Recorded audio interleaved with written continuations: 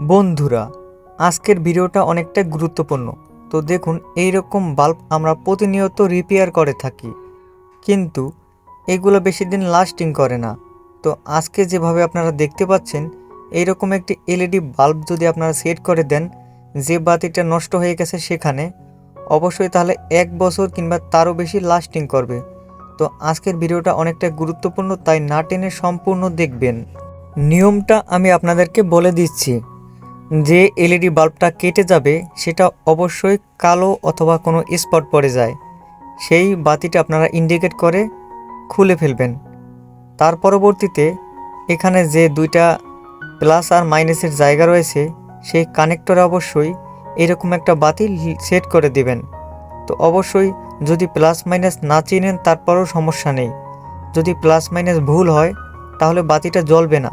তাহলে অবশ্যই এই এলইডি বাল্বটা আপনারা ঘুরিয়ে প্লাস মাইনাস চেঞ্জ করে তার পরবর্তীতে আবার লাগিয়ে দেবেন।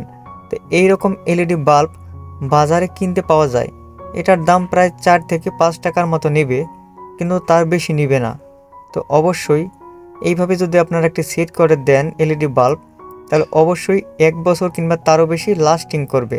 তো এখানে দেখতেই তো পাচ্ছেন আমরা প্লাস আর মাইনাসে সুন্দর করে ঝালাই করে দিয়েছি। তো অবশ্যই এখন আপনাদেরকে এটা আমি জ্বালিয়ে দেখাবো। তো আপনারা অবশ্যই আমাদের সাথেই থাকুন। আর এই রকম এলইডি বাল্বগুলো অনেকে ডায়োড ব্যবহার করে, কিন্তু ডায়োড কিছুদিন পর কেটে যায় অথবা পুড়ে যায়।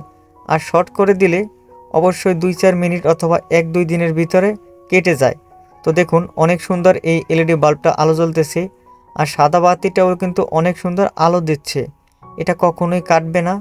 যদি আপনারা এরকম ব্যবহার করে থাকেন তাহলে অবশ্যই আপনারা সুন্দর করে অনেক দিন এই বাতিটা কেটে যাওয়ার সম্ভাবনা থাকবে না, লাস্টিং করবে। তো দেখুন, অনেক সুন্দর কিন্তু আলো দিচ্ছে। আলোটা আগের লাইটের তুলনায় কিন্তু অনেকটাই বেশি। আর অবশ্যই আমাদের চ্যানেলের নাম হচ্ছে সার্ভিসিং ওয়ার্ল্ড। এই চ্যানেলে এইরকম ইলেকট্রিক্যাল সকল ধরনের ভিডিও পাওয়া যায়, যেমন LED TV, CRT TV, rice cooker, blender machine, water heater, মরিচবাতি ছাড়াও বিভিন্ন ইলেকট্রনিক্স টিপস আপনারা আমাদের এই চ্যানেলে পেয়ে যাবেন। তাই অবশ্যই আপনারা আমাদের চ্যানেলটি সাবস্ক্রাইব করে আমাদের সাথেই থাকুন। এইরকম ডিসপ্লে বোর্ড যদি আপনাদের বানানোর ইচ্ছা থাকে, অবশ্যই আমরা ভিডিও দিব, সেটা আপনারা দেখবেন।